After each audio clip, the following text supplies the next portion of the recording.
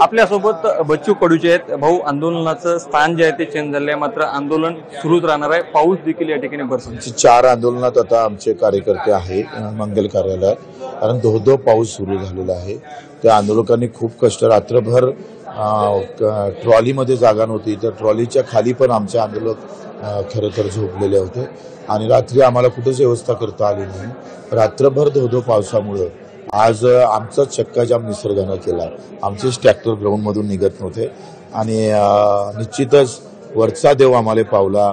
3-4 दिवस पाऊस आला नाही. आज सरते आंदोलनाच्या शेवटच्या टप्प्यात तो आलेला आहे आणि आमचं आंदोलन अजूनही चालू आहे. आम्ही आंदोलन मोडलेलं नाही आहे.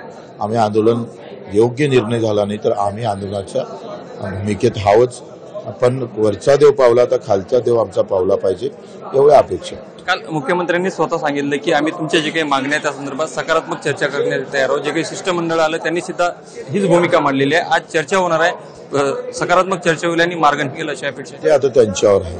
कसं आहे, याच्या स्तरीयवाद असेल किंवा द्वेष भावना असेल किंवा राजकारण असेल किंवा हे न पाहता आजची गरज काय आहे, आमच्या आंदोलनाला काही गोष्टी जरी तुमच्या सोयीच्या झाल्या नसेल पण त्या किती गरजेचं होतं आंदोलन हे पण समजून घेतलं पाहिजे.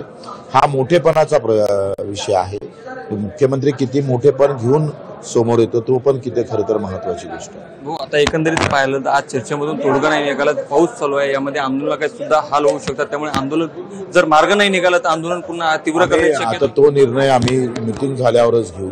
कशा पद्धतीने आंदोलन करायचं, उद्याचं जे रेल रोका आहे ते कुठं करायचं, काय करायचं याचं पण नियोजन संध्याकाळी होईल. आज मंत्रालयात बैठकीसाठी जाणार आहात. काही नेत्यांची निवड झालेली आहे का? ते आता निवडतोय. जरांगे पाटील सुद्धा या ठिकाणी येणार आहेत. त्यांना सुद्धा येण्यासाठी विनंती करणार. आले सोबतच चालतील. नक्कीच आपण पाहू शकतो की होते बच्चू कडू. आंदोलनाचं स्थळ बदललंय का मंगल कार्यालयामध्ये जाते. पाऊस सुरू असल्यामुळे आंदोलन शिफ्ट करण्यात आलंय. आता थोड्याच वेळामध्ये जरांगे पाटील सुद्धा या ठिकाणी येणार आहे आणि त्यानंतर जे आहे ते मंत्रालयामध्ये काही नेते मंडळी कोण जाणार यांची नावं ठरवली जातील. त्यानंतर बच्चू कडू या ठिकाणून जे आहे ते त्यांचं शिष्टमंडळ घेऊन मुंबईकडे म्हणजे मंत्रालयामध्ये मुख्यमंत्र्यांसोबत चर्चा करण्यासाठी रवाना होणार आहे. लोकशाही मराठी करता मी ज्ञानेश्वर पवार, नागपूर. लोकशाही मराठी ऐका, पहा, जागरूक रहा.